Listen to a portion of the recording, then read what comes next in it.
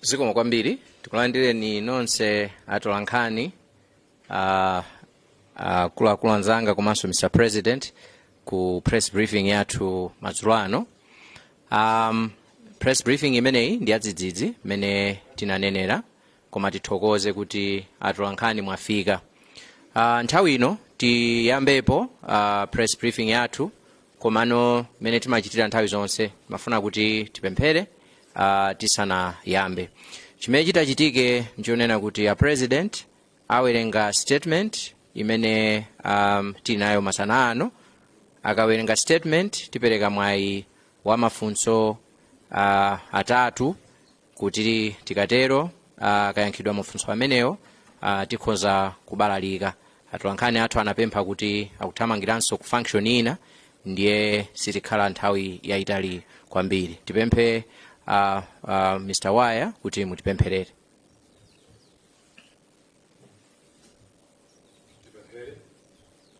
Titizikomo ino mulungu okhala kumwamba mulungu wa zonse chifukwa cha nthawi yoyikika imene kwa ife tidangoyilingalira koma kwa inu mwayikwaniritsa imene President athu komanso akuluakulu athu achipani afuna kudziwitsa mtundu wa Malawi palingaliro komanso ganizo limene chipani cha UTM chakonza madzulo ano. Mulungu musakalole kuti mukachoke pakati pathu koma kakhale nafeni kuti chilichonse chimene President athu akalankhula ku mtundu wa Malawi chikakhale chochokera mwa inu. Tidziwa kuti inu Mulungu muli nafe mudzakhala nafe mu nthawi za nthawi mwa Yesu Khristu. Amen. Amen. Zikomo kwambiri nthawi ino yapatsireno President kuti tiyankhule. Zikomo. Masana abwino kwa ino ma members of the press amene mwatipanga join pa press briefing meeting nayo masana ano. Ndipereke ulemu kwa a Deputy President achipani cha UTM, a Secretary General, ma members onse a Central Executive Committee achipani cha UTM, ma members onse a National Executive Council achipani cha UTM amene mabwera masanano. Chipani cha UTM chinali ndi mkumano lero. Mamawa tinakumana ngati Central Executive Committee ya chipani cha UTM kukambirana zosiyanasiyana za mmene tingathe kupititsira patsogolo chipani chathu komanso kuti September ikubwerayi ifeyo tiwine tilowe mboma.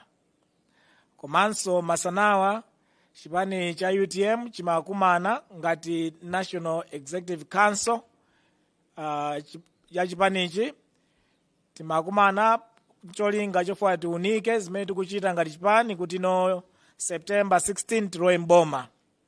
Mano chimodzi mwa zinthu zimene tinachiganizira ndi kukhazikitsa kwa foundation ya our late founding president the late Dr. Salos Klaus Chilima, may his soul rest in peace. Ndiyeno titawunikira za dina imene liko madzulo ano chipani chalemba statement chatulutsa position yake pa nkhani in terms of its participation. Ndi mundilole ndiwerenge statement imene chipani chatulutsa powerengera ngati Central Committee ya chipanichi komanso National Executive Council ya chipanichi itakumana yapanga statement yotere imene ndifuna ndiwerenge tsopano. Ndiwerenga mchizungu ndiye ndidzatanthauziranso briefly mchichewa. We gather here today with heavy hearts, burdened by the pain of loss and weight of unanswered questions. As UTM, we stand at a crossroads of both principle and a deep conviction, guided by the unshakable truth that some matters cannot simply be ignored or brushed aside. Tonight marks the launch of the SKC Foundation, a noble initiative indeed, meant to honor the life and legacy of our late founding president, Dr. Saulos Klaus Chilima. This foundation should stand as a beacon of his vision, his values, and unwavering commitment to a better Malawi. Yet tonight, we as UTM will not be attending the function.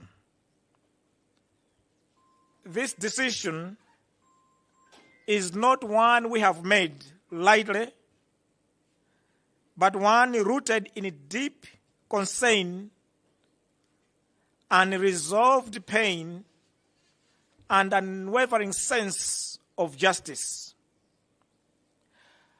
As we reflect on the life and contributions of our late founding president, we must also acknowledge the complex emotions that arise from recent events. It is with a sense of principle and respect for those we have lost that I announce our party's decision not to attend the launch of the SKC Foundation. This decision was not made lightly. We carry with us the weight of grievances regarding how the legacy of our late founding president has been handled. And it is deeply troubling for us to share the same platform with the current leadership of this country at this significant moment.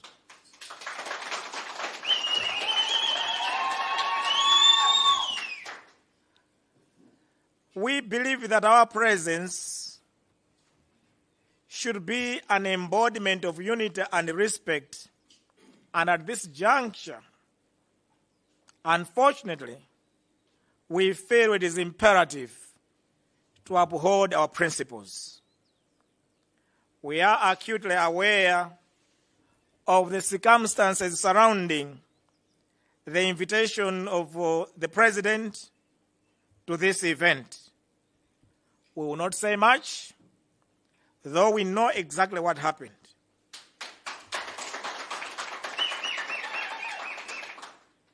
We refuse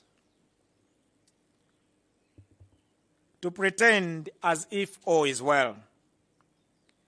The grief of our party and the unanswered questions surrounding the tragic death of our founding president remain unresolved.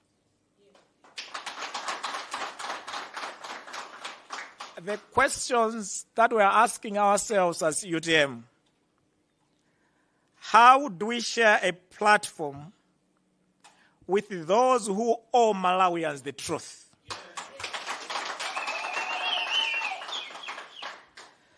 How do we sit side by side, wine, drink, dance with those who have yet to account for the circumstances of that dark day?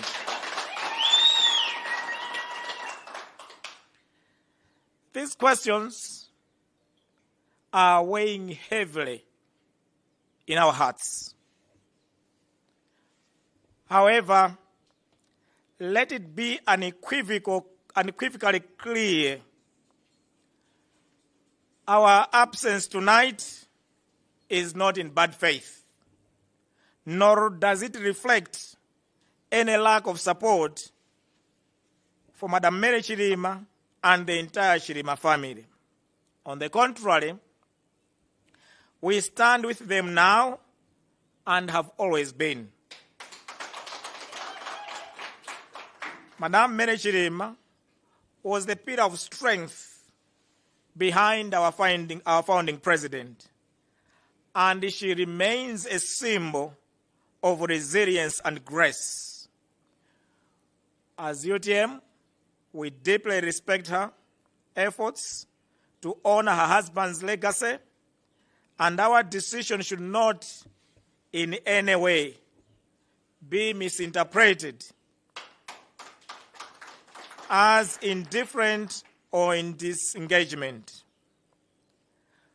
Our decision is not against Madam Mary Chilima or the Chilima family. It is against those within the organizing committee who saw it fit in their reasoning to invite Dr. Chakwera and MCP to be part of this event. We stand with the family in this difficult moment and understand the position she has been placed in. But as a party, we cannot, in good conscience, endorse decisions that undermine the principles and the truth we hold dear. As a demonstration of our continued commitment to the legacy of our late founding president, the UTM party has made a contribution of 10 million towards the SKC Foundation.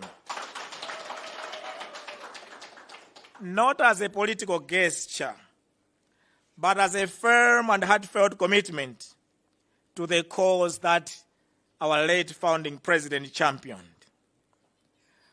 Whilst we may not be physically present tonight, our support for the foundation, for the family, and for the principles our late founding president stood for remains unwavering and unequivocal. But beyond tonight, let it be made abundantly clear that the legacy of our founding president will never fade. We will not allow his vision for a transformed Malawi to be diluted or manipulated by any elements. We remain steadfast in our commitment to these ideals, to his fight for economic empowerment, and to the principles of integrity and servant leadership that he championed and stood for.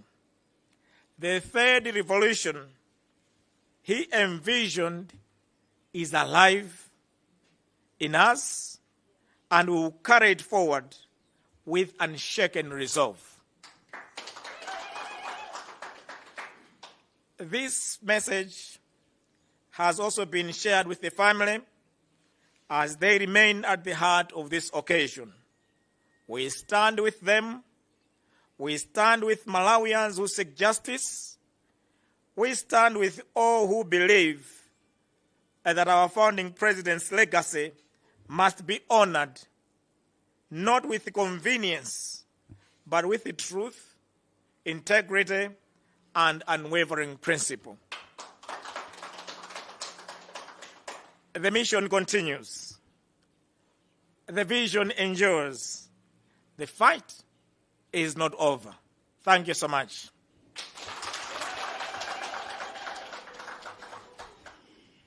Ndi ngonena mwachidule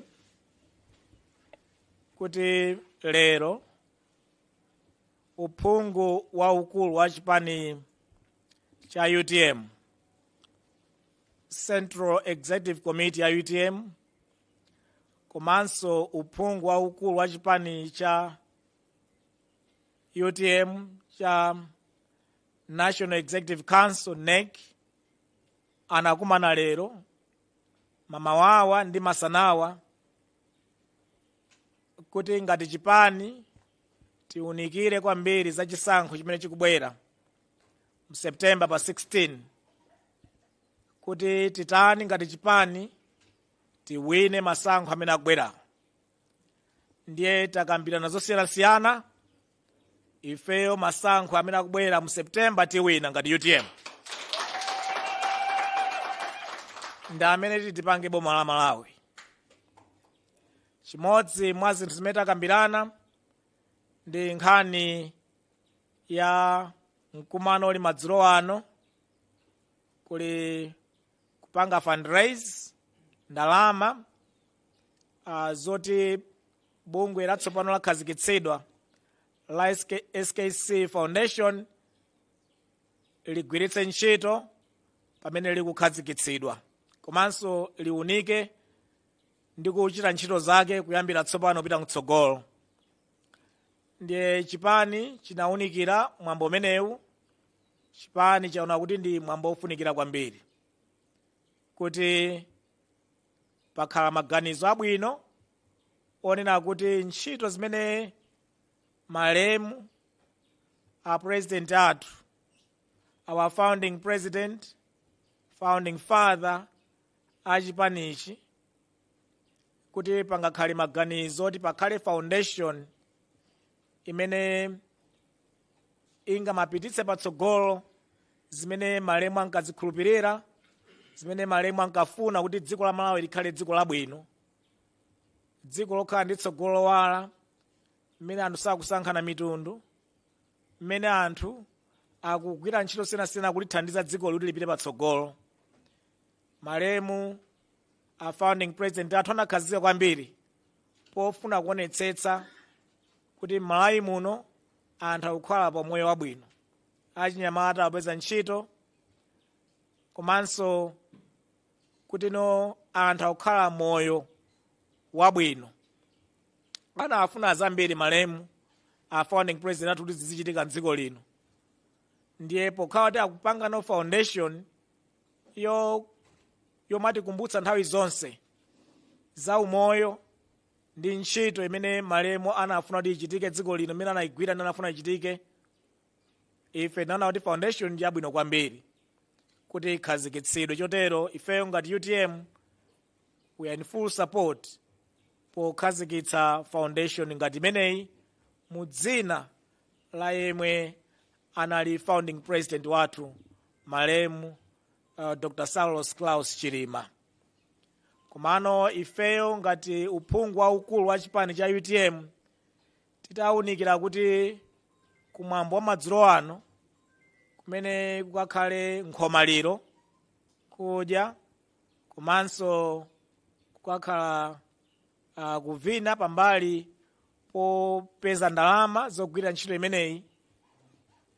Ndife osakhutitsidwa kwenikweni ngati chipani pokhala kuti kumeneko kukakhalanso a president a dziko lino.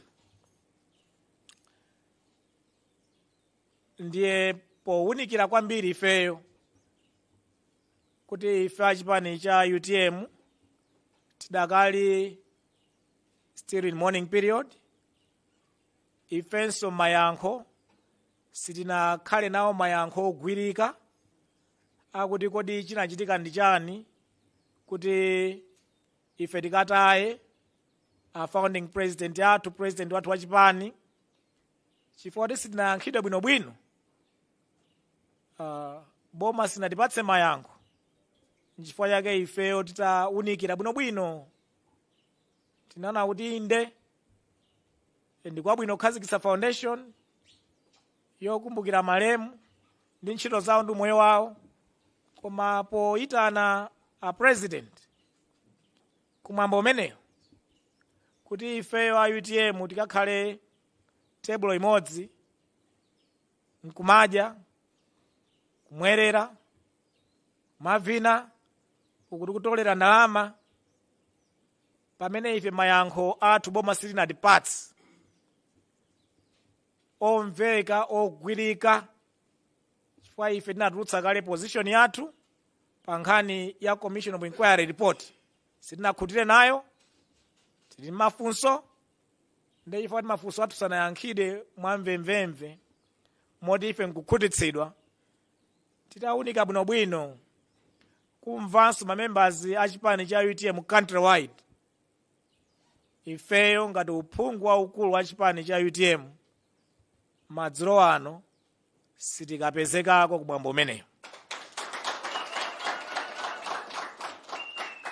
sitikapezekako satifuna kuti sitikugwirizana ndi zopanga setup foundation ayi. Panga setup foundation ndi nkhani yabwino kwambiri imene tikupanga support. Sitikapezekako satifuna kuti ifeyo sitinagwirizane ndi akubanja kuti apangiranji zimenezi. Ifeyo takhala limodzi mu nthawi zonse, muzabwino, muzowawa ndi akubanja.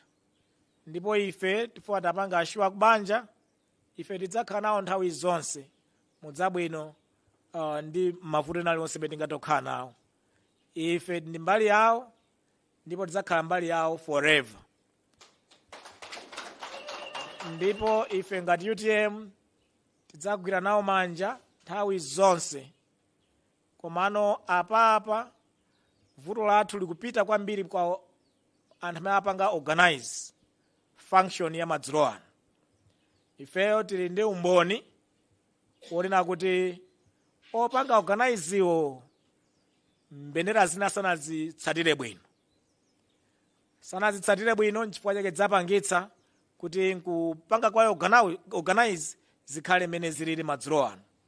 Ife sitikugwirizana nazo zimenezo, ndipo sitinagwirizane nazo, ndi chifukwa chake ifeyo tasankha kusapita ku function ya madzulo ano. Komano ifeyo ngati chipani amene tikuona kuti kukhazikitsa foundation ndi kwabwino, kuti foundation zikula ntchito ngati zimenezi ngati chipani, nafenso tapanga contribution yathu ngati chipani cha 10 million kwacha,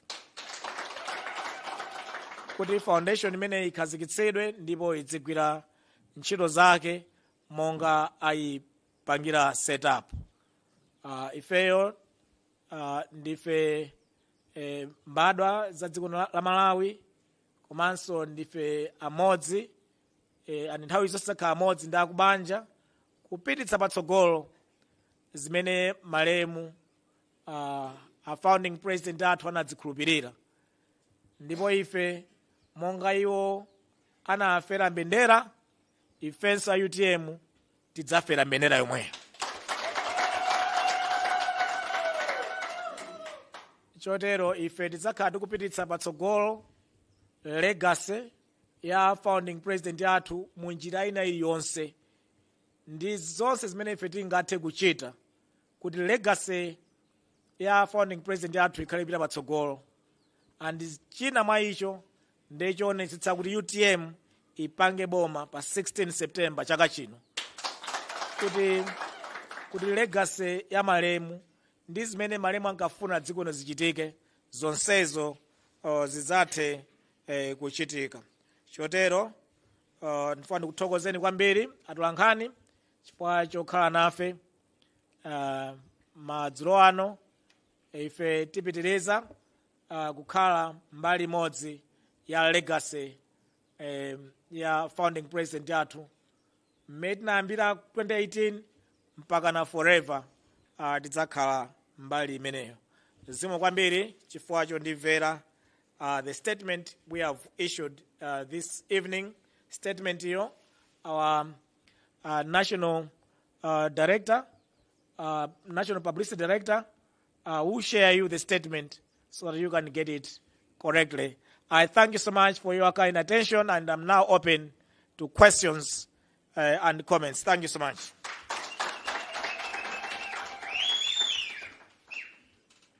Zikomo kwambiri. Nthawi ino tipereke mpata mafunso amene anenera atatu chifukwa chokuti ma media houses apempha kuti aliso ndi function imene akuthamangira, chotero tisamange nthawi yayitali. Tikanatenga mafunso amene angakhalire koma tiapatsekonso mpata kuti ma media houses athu akapitirize ntchito zawo. Joseph Mazizi kuchokera ku Capital FM. Ndi mafunso awiri chifukwa cha nthawi, mafunso ambiri. Zitangolengezedwa kuti kuli msonkhano wa olemba nkhani. Nkhani imene yavuta pamasamba a mchezo ndiyo kuti akubanja la Chilima alanda nyumba imene imagwiritsidwa ntchito ngati ofesi ya UTM. Ndizoona chabwino kuchoka pamene kufunso lina ndilo kuti mukuona kuti amalawi akumvetsetsani ndi mkwiyo umene mwaonetsawo zikomo. Ndi yankhe mwena kuti amazizi sizoona sizoona kuti talandidwa nyumba iliyonse ya chipani, sizoona zimenezo. Sinalandidwe nyumba iliyonse ya chipani. Chipani chili ndi ma assets osiyanasiyana, ndiwo ma assets a chipaniwo they are intact. Sitinalandidwe ndi wina aliyense yayi nyumba yacho, ndi amene yakufalitsa zimenezo akufalitsa uthenga wabodza osaona yayi. Funso lanu lachiwiri lakuti kodi amalawi atimvetsetsa, nkhani zitangotuluka pa masamba osiyanasiyana. Monga ndafotokoza kuti lero timakumana kale ndi kale, tinapanga mkumano wa Central Executive Committee komanso wa National Executive Council. Uwu ndi uphungu waukulu wa chipani cha UTM. Chonse kuchokera ku Nsanje mpaka na kuchitipa, moti azitsogoleri wonse a chipani cha UTM ndi amene ali muno, amene amayimirira as chipani chonse structure ndi amene ali munowa. Ndiye mukafunsa kuti chipani kodi anthu akumvetsetsani anchipanimo, chipani chimene chili panochi, chimene chikulankhula ndi chipanicho. Motero maganizo onse abwera muno ndi amene azitsogoleri atenga kwa members a chipani chathu kuyambira ku Nsanje mpaka na kuchitipa. Si decision imene apanga a president ndi anthu awiri atatu owerengeka, ndi decision imene apanga a chipani cha UTM kuchokera ku Nsanje mpaka na kuchitipa. Anthu amene anasankhidwa kuyikidwa maudindo oti awapangire represent anthu osiyanasiyana a chipani Nsanje tuchitipa. Ndiye ifeyo tikunena position yathu ngati ifeyo a chipani cha UTM tinakalira.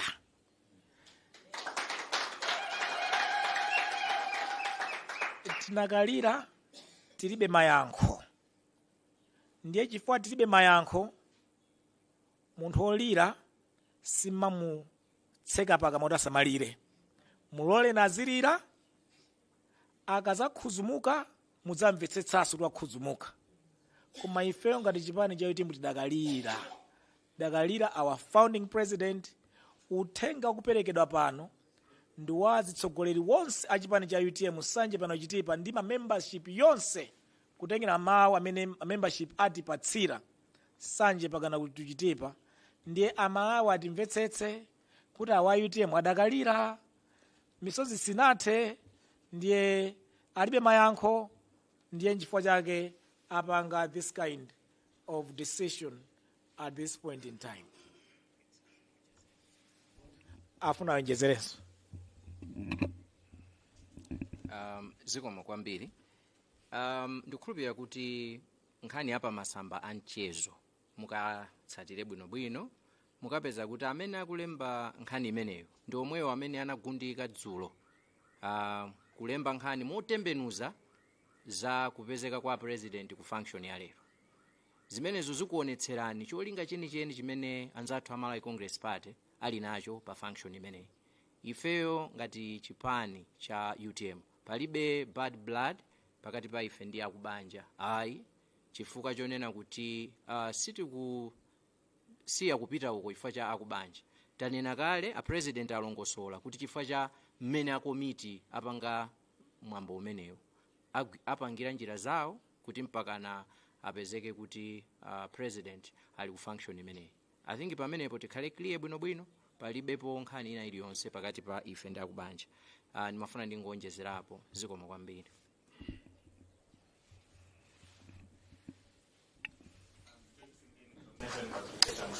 Recently, we saw the UTM leadership, including the president, attending the celebration of Chilembwe Day, where he shared the same platform with the leaders that are trying to appoint today.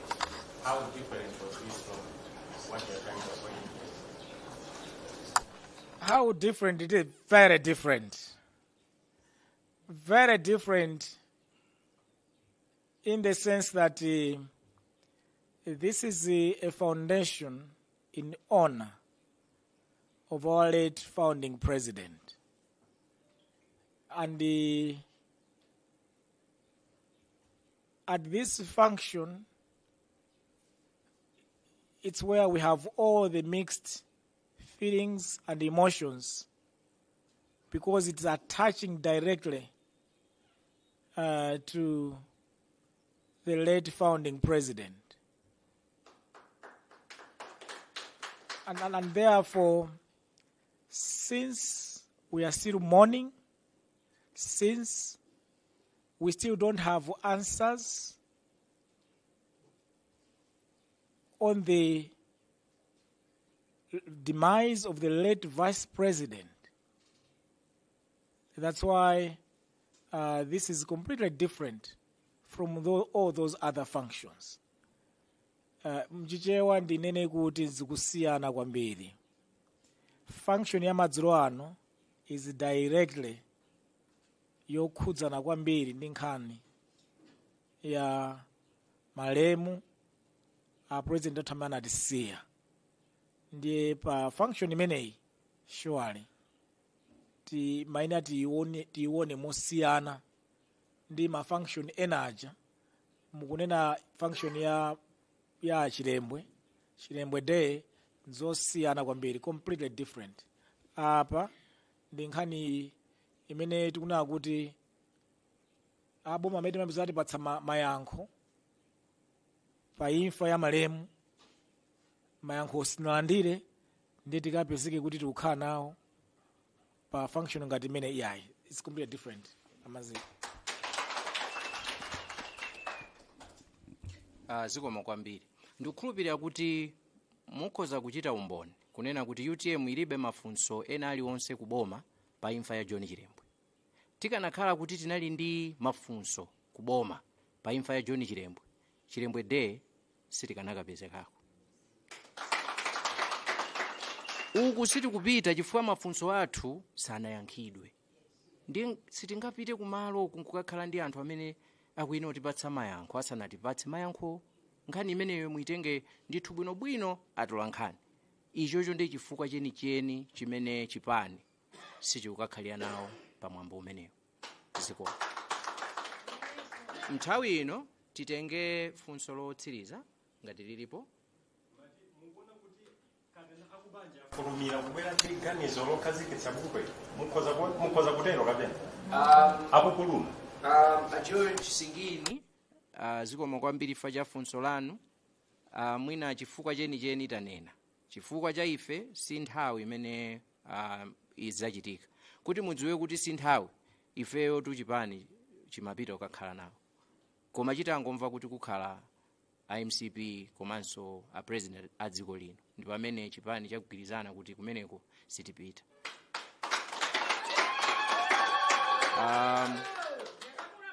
Zikomo kwambiri. Ndikukhulupirira kuti mafunso onse ayankhidwa tsopano. Tithokoze kwambiri atola nkhani chifukwa chokuti munabwera endi nthawi zonse mumapezeka.